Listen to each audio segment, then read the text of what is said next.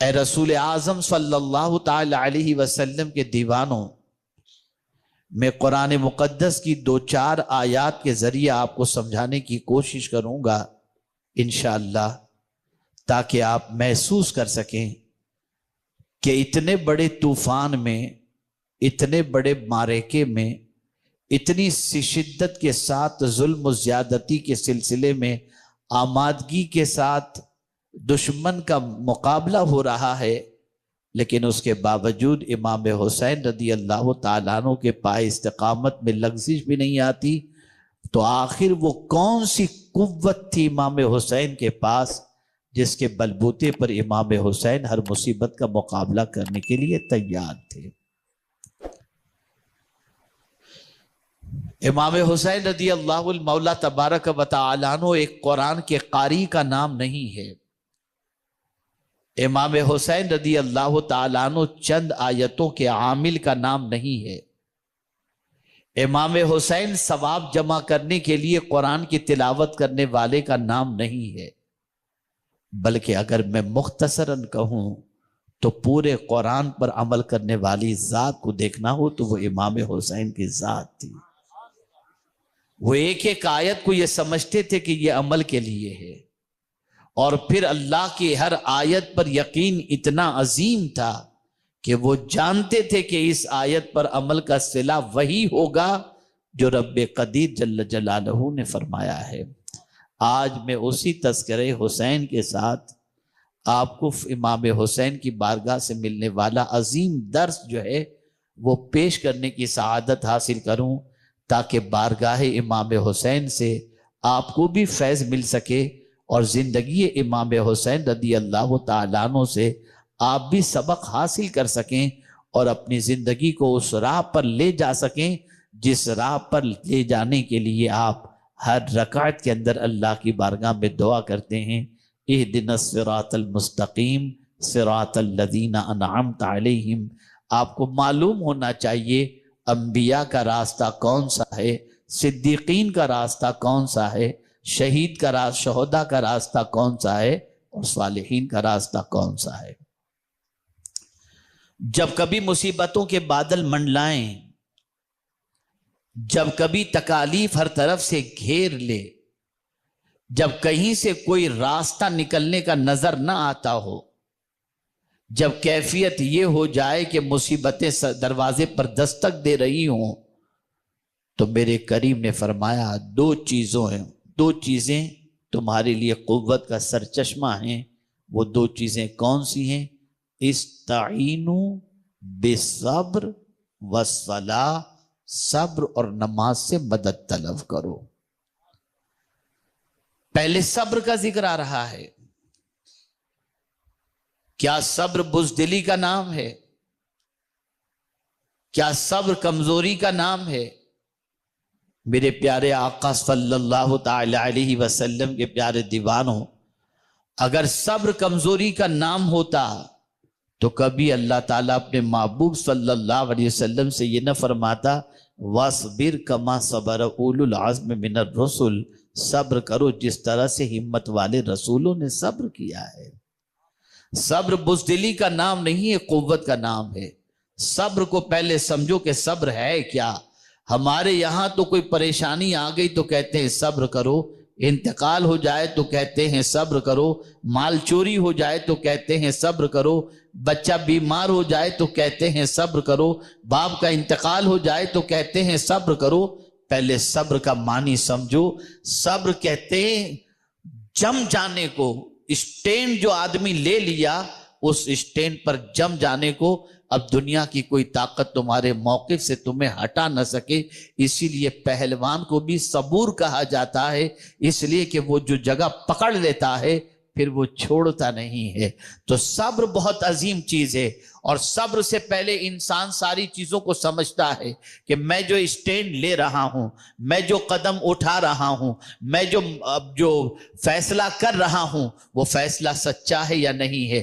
اللہ اکبر، جب فیصلہ صحیح ہو، جب معاملہ صحیح ہو، اللہ اور اس کے رسول کی اطاعت کا معاملہ ہو، ایک طرف دشمن پوری طاقت لگا رہا ہے، کیا کربلا میں امام حسین رضی اللہ تعالیٰ عنہ کو ان کے موقف اور ان کے اسٹینڈ سے ہٹانے کے لیے ایڑی چوٹی کا زور نہیں لگایا گیا، پوری طاقت کھپا دی گئی تاکہ حسین اپنے موقف سے ہٹ جائیں، حسین یزید کی بیعت کو قبول کر لیں۔ لیکن اللہ اکبر، امام حسین رضی اللہ تعالیٰ عنہ بچوں کو لٹانا تو قربان کر دیتے ہیں، موقف سے ہٹتے رہی ہیں۔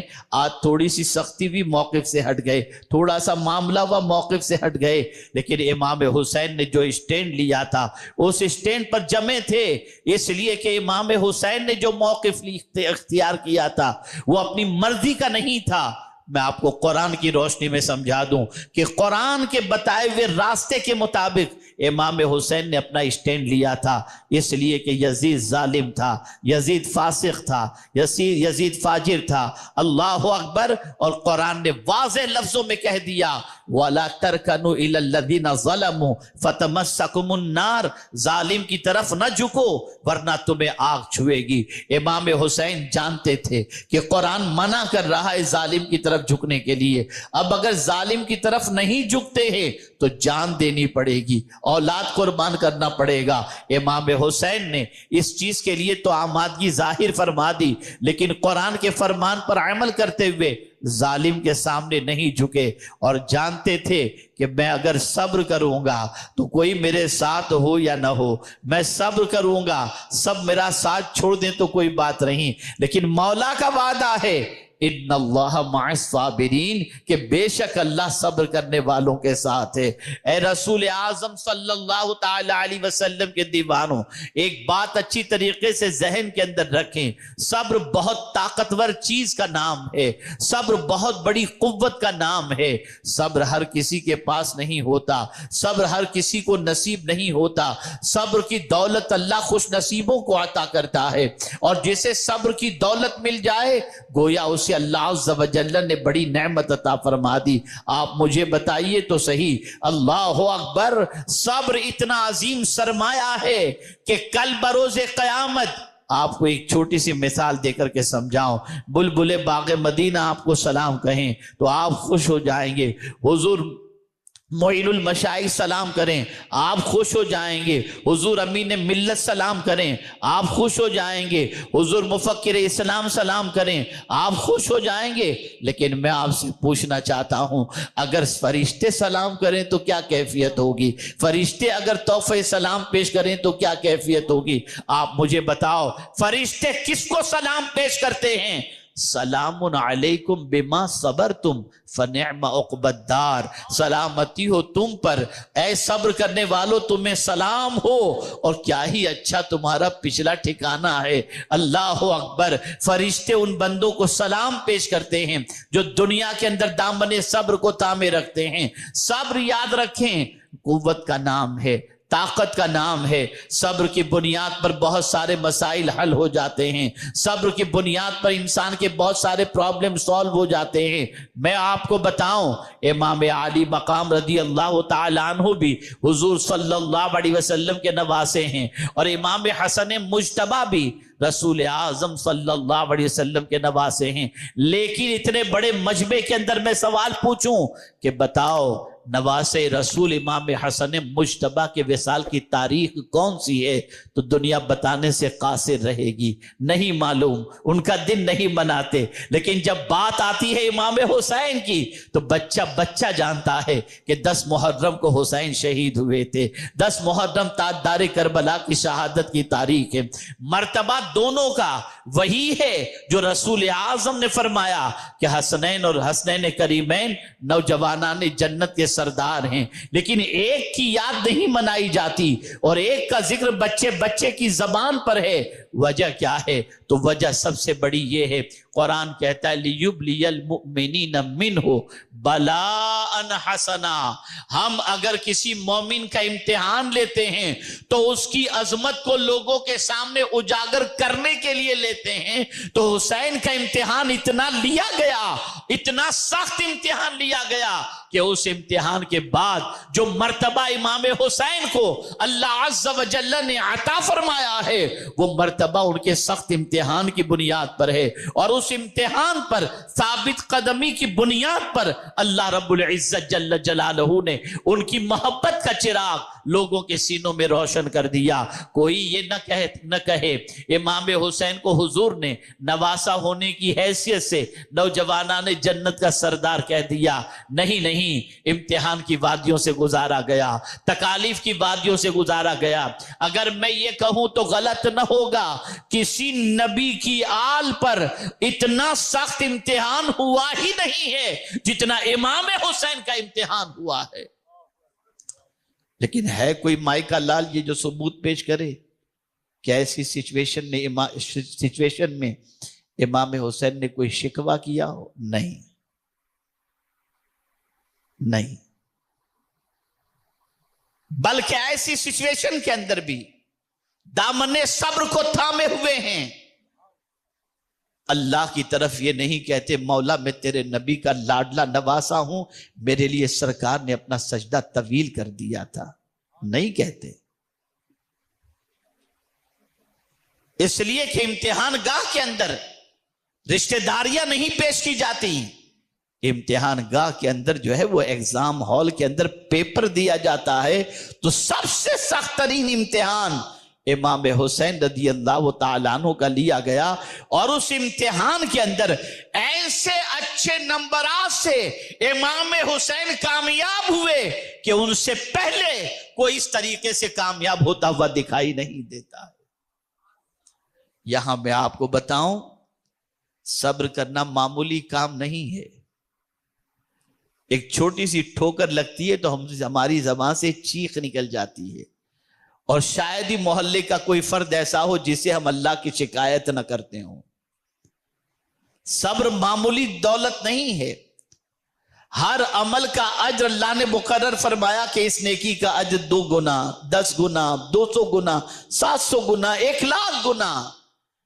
لیکن جب بات صبر کی آتی ہے تو میرا مولا فرماتا ہے انما یوفی الصابرون اجرہم بغیر حساب، کہ بے شک صبر کا بدلہ اللہ بے حساب عطا فرماتا ہے۔ اے رسول اعظم صلی اللہ علیہ وسلم کے دیوانوں، صبر کے معنی ہوتا ہے روکنا۔ اب یہاں میں آپ سے پوچھوں، روکنا کتنے لوگ روکتے ہیں اپنے آپ کو؟ کہاں روکنا؟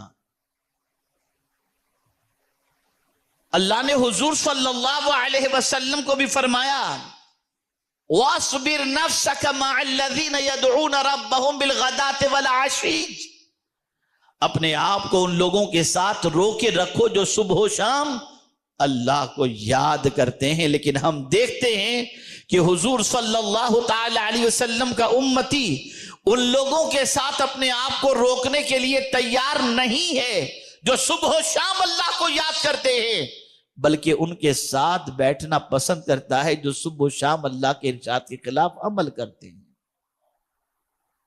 صبر بہت بڑا سرمایہ ہے، بہت بڑی دولت کا نام ہے۔ بلکہ سن لو، 2 لوگ ایسے ہیں جنہیں اللہ عز و جل بہت نوازتا ہے۔ قرآن کہتا ہے وَمَا يُلَقَّاهَا إِلَّا الَّذِينَ صَبَرُوا وَمَا يُلَقَّاهَا إِلَّا ذُو حَظٍّ عَظِيمٍ، جو صبر کرتا ہے اللہ اسے نوازتا ہے، اور جو قسمت کا دھنی ہوتا ہے اللہ اسے نواز دیا کرتا ہے۔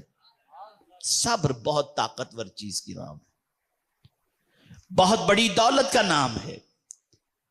اسی لیے اللہ نے فرمایا وَلَمَنْ صَبَرَ وَغَفَرَ إِنَّ ذَلِكَ لَمِنْ عَزْمِ الْأُمُورِ، جس نے صبر کیا اور معاف کیا بے شک یہ بہت ہمت والا کام ہے۔